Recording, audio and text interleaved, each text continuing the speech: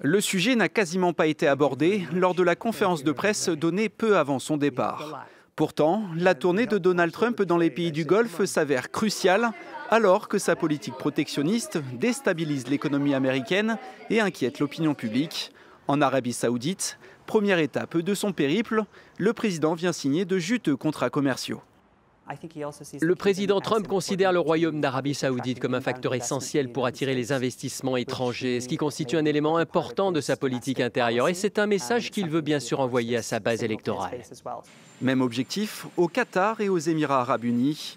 Accompagné de grands PDG américains, Donald Trump espère sceller des contrats à plusieurs milliards de dollars dans des secteurs variés, de la défense à l'aviation, en passant par l'énergie et l'intelligence artificielle. En contrepartie, Riyad, Abu Dhabi et les autres pays de l'OPEP+, ont décidé d'augmenter fortement leur offre de pétrole, augurant une baisse du cours du brut aux États-Unis.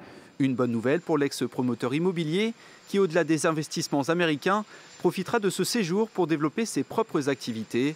Le mois dernier, la Trump Organization a signé des contrats pour la construction d'un golf et de résidences de luxe au Qatar et d'un gratte-ciel à Dubaï. Trump déploie une sorte de grand effort diplomatique qui, comme toujours avec lui, n'est pas dénué d'ambition financière. Un voyage essentiellement économique, sans pour autant éluder la dimension géopolitique.